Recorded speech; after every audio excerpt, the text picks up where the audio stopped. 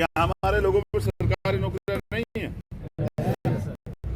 अब जो चौथा बल है ना, वो लोकतंत्र की सबसे बड़ी ताकत है। और बाबा साहब ने कहा, क्या कहा है कि लोकतंत्र में सरों की कीमत होती है, तलवारों की कीमत नहीं होती है, ना लाठियों की होती है। वो है जनबल, और वो हमारे पास। कहते ना, वोट हमारा, राज तुम्हारा, नहीं चलेगा नहीं चलेगा। आप बताइए, वोट किसके पास है और राज किसका है सर? ऐसा क्यों है? ऐसा ये है राज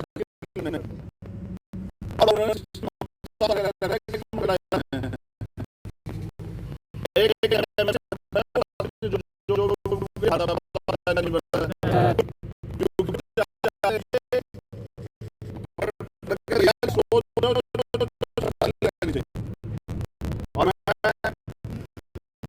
उम्मीद कर रहा हूं कि आप चपरासी वाली सोच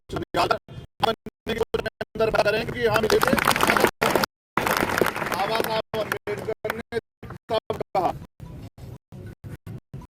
कि जाओ और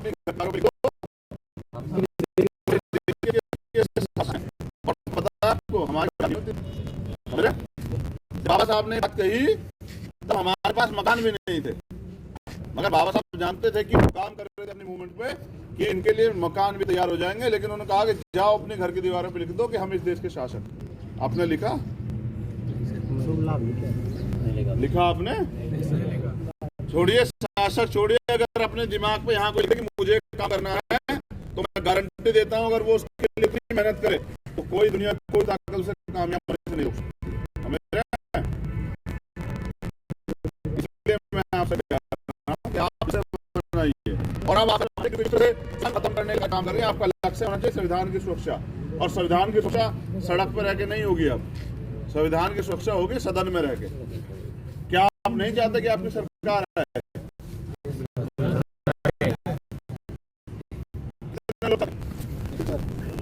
इतने लोग प्रधानमंत्री बना दे जितने लोग हाथ उठा रहे हैं, ये सच है, हंसने से कुछ नहीं होगा। इतने लोग प्रधानमंत्री बना सकते हैं अगर तय कर लें इतने लोग और निकल जाएं अपने अपने क्षेत्रों में और करें जनता को तैयार जाके। सोए हुए समाज के अंदर राजनीतिक चेतना जागरूक करें, उनको वोट की वैल्यू समझाएं कि वोट की सुरक्षा बहन बेटी रख सकते करनी है, किसी के अभाव प्रभाव में नहीं देनी है। तो इतने लोग प्रधानमंत्री बना दे, इतने लोग अपना मुख्यमंत्री क्यों नहीं बना पा रहे हैं? उसका एक कारण सबसे बड़ा क्या है ना, जिन लोगों के भरोसे हम थे वो, उनको पैसे से प्यार है और उनको हमारे काम से प्यार नहीं है, ना हमसे प्यार। जैसे प्रधानमंत्री कहते हैं कि मन की बात, अब मैंने कल कहा कि जिनके मन में हम नहीं है वो हमारी बात कैसे कर सकते हैं? सदियों से नकार दिया गया जिनको छूना भी पाप हुआ करता था, जिनको बराबर में आज बिठाने में दिक्कत होती है। और राजस्थान में बड़े पैमाने पर घोड़ी से उतार दिया, बिंदौली रोक दी, ये कर दिया, वो कर दिया। जहां आज भी इतना भेदभाव है वहां कोई आपको बराबर में बिठा लेगा? तो आपको अगर कुर्सी पे आप अभी बैठने वाले नहीं बने तो कुर्सी खींचने वाले तो बन जाओ। जिस दिन तुम कुर्सी खींचने वाले बन गए ना, कुर्सी तुम्हारे आगे पीछे घूमेगी। हमारे उसके लिए चाहिए एकता, उसके लिए चाहिए दिमाग का इसका सही प्रयोग, और बुद्धि हमसे ज्यादा नहीं होगी। हम बाबा साहब अम्बेडकर के वंशज, बताओ है या नहीं है? क्या उनका कोई तोड़ है दुनिया में? क्या हम दशरथ मांझी के वंशज नहीं है? क्या उनका कोई तोड़ है? पहाड़ का सीना काट के जो है रास्ता बनाया, तो संकल्प समझते हैं। तो मैं नौजवानों से कहना चाहता हूं, कोई सरकार तुम्हें रोजगार नहीं देगी भाई, क्योंकि रोजगार देगी तो आपकी आर्थिक स्थिति अच्छी हो जाएगी। आर्थिक स्थिति हो जाएगी तो जब आपके पेट में रोटी होगी और आपके बर्तन में 10 दिन का खाना होगा, तो फिर आप खाली पड़ के सवाल सोचोगे तो सवाल करोगे। समझ रहे हो? पुरानी कहावत है ना, खाली व्यक्ति शैतान का घर हो जाता है। शैतान का नहीं होता, जब आदमी का पेट भरा होता है ना तब उसके दिमाग में आइडिया आते हैं। और जब पेट खाली होता है तो आदमी क्या कहता है कि बिना भोजन के तो भजन भी नहीं होता। तो अभी हमारे लोग सिर्फ पेट की लड़ाई लड़ रहे हैं, लेकिन मैं ये भी जानता हूँ कि हमने 2 अप्रैल की लड़ाई भी लड़ी है स्वाभिमान की। बताओ लड़ी या नहीं लड़ी है? तो वो भूखे पेट भी तो लड़ी थी। देखिए, स्वाभिमान सबसे ताकतवर चीज, और जब बात स्वाभिमान की आती है, सम्मान की आती है, तो सारी चीजें भूखे रहते हैं या बेइज्जत रहते हैं।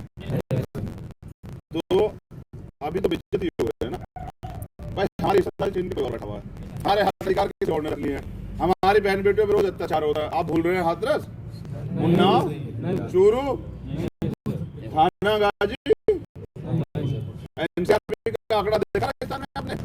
5000 महिलाओं साथ है। कौन सा भगवान इजाद दिया?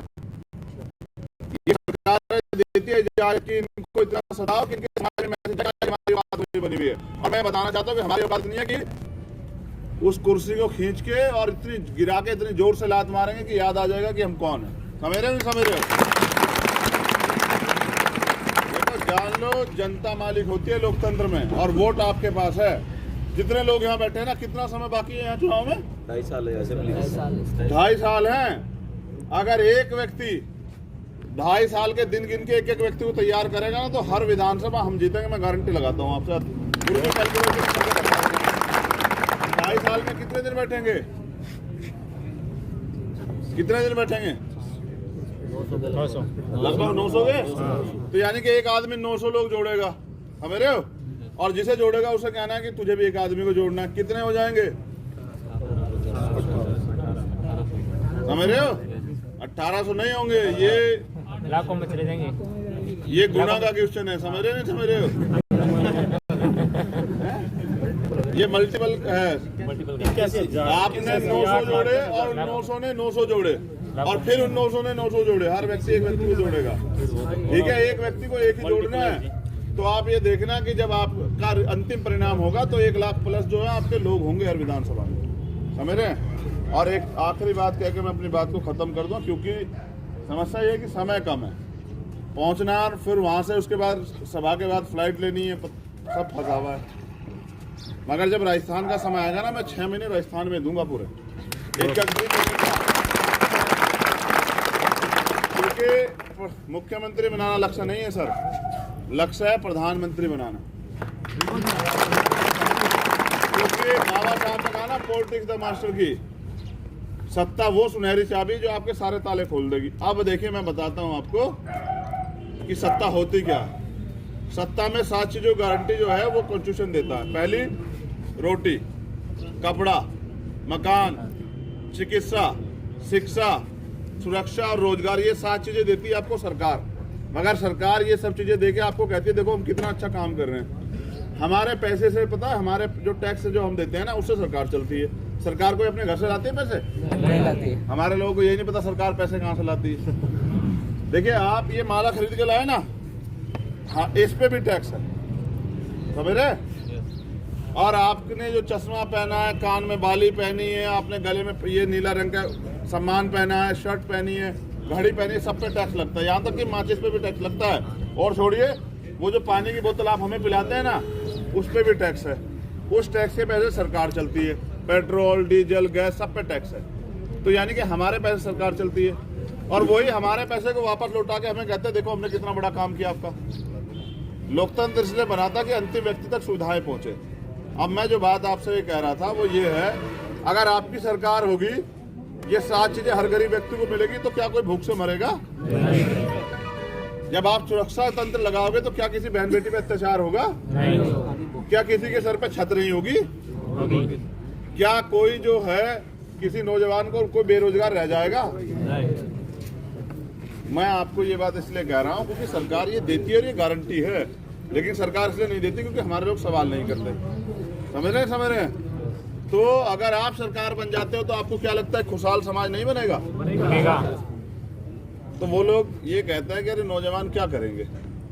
और मैं आपको बस ये बता रहा हूँ कि 19 साल के थे सरदार करतार सिंह सराभा, पंजाब के थे। आपने नाम कम सुना होगा, भगत सिंह के आइडियल थे, जिन्होंने 19 साल की उम्र में देश की आज़ादी के लिए बलिदान दिया था।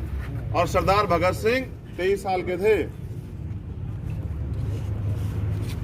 पता होने के बावजूद फांसी का फंदा कबूल किया। सरदार उधम सिंह 22 साल बाद जनरल ओडवायर को लंदन जाके गोल मार के आए थे। ये होते हैं संकल्प, ये होते हैं संकल्प। बाबा साहब जिनको कक्षा के बाहर बिठाया गया, वो दुनिया में सर्वश्रेष्ठ जो है व्यक्ति, विद्वान व्यक्ति बना। ये होता है संकल्प। जिस आजादी को छीन लिया गया था, हम करोड़ों लोग आजादी दिला के गए बाबा साहब, लेकिन संकल्प में समर्पण भी होता है। 4 बच्चे कुर्बान किए बाबा साहब ने। तब जाके आज हमारे तनों पे कपड़े हैं सर। और ये कुर्सी वो करे, वरना तो कोई इन्हें दलितों छूतों को कोई कुर्सी तो छोड़िए। लोग नहीं बताते क्योंकि में बैठे और रोटी का काम करता है। मैं बस आपको याद दिला रहा हूं कि आप अपने इतिहास में बैठे और आपको लगता है आप नौकरी कर रहे हैं या तो आप समाज कुछ नहीं। लेकिन जब आप सताए जाते तो आप कहते हो समाज साथ नहीं देता, का समाज साथ की लड़ाई होती है तब तो आप कहते हैं कि भाई हमें क्या पता समाज से। बहुत बड़ी चीज होती है समाज में। आज एकता की बात कर रहा हूँ। मैं चाहता हूँ आप शेड्यूल कास्ट के लोग तो एकजुट हो जाएं और अपनी तमाम तरह की जो है आपसी भेदभाव को खत्म कर दे, क्योंकि हमारे अधिकार हम लोगों ने आपस में नहीं छीने। हमारे अधिकार उन लोगों ने छीन रखे हैं जो बहुत कम लोग हैं और इस पर राज कर रहे हैं। और जिस दिन राज आपका आएगा ना तो आप भी अपने अधिकार छीन लोगे। समझ रहे हो? इसलिए अपने दिल और दिमाग को तैयार करो। फोटो खींचने से नहीं चलेगा सर। मुझे क्या आपत्ति है अच्छा बताओ, मैं तो आराम से बैठ के फोटो खिंचवा सकता हूँ। फिर मैं ये इतना लंबा भाषण जिसमें जोर लगता है, आप समझ रहे, बोलने में ताकत लगती है, मैं आपको क्यों दे रहा हूँ? क्या मुझे यहाँ MP MLA बनना है? लेकिन मुझे ये पता है अगर आप यहाँ ताकतवर हो जाओगे, सरकार में आ जाओगे, सरकार बना लोगे, तो यहाँ हमारी बहन बेटियों को सताया नहीं जाएगा, यहाँ हमारे नौजवानों के सपनों को कुचला नहीं जाएगा, यहाँ हमारे जो बुजुर्ग हैं उनकी पगड़ी नहीं उछाली जाएगी। यानी कि यहाँ तमाम तरह की गैर बराबरियाँ और जो अधिकार छीने गए वो खत्म हो जाएंगे। तो हम किसी और क्षेत्र में काम करके, क्योंकि यहाँ तो सब जगह है ये हाल, समझ रहे हैं? राजस्थान हो, यूपी हो, बिहार हो, छत्तीसगढ़ हो, असम हो, आंध्र प्रदेश और अरुणाचल प्रदेश, उत्तराखंड हो, हरियाणा हो, हिमाचल हो, ये सब जगह है।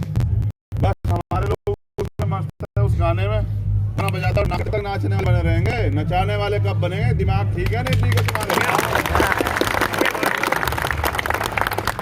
समझ रहे हो? तो मैंने कल भी समझाया था कि कैमरा ये फोन लेके फोटोग्राफर बनने का काम मत करो, शासक बनने की तरफ बढ़ो, राजा बनने की तरफ बढ़ो। और जब आपका राजा होगा ना तब हम बताएंगे कैसे होता है काम। और मुझे सुनने के लिए बहुत बहुत धन्यवाद। मैं इजाजत चाहूंगा आप लोगों से, क्योंकि मुझे 9:30 बजे हर हालत में जो है छोड़ना है। और अभी एक और जगह कहीं बाबा साहब के स्टैचू का प्रोग्राम है ना।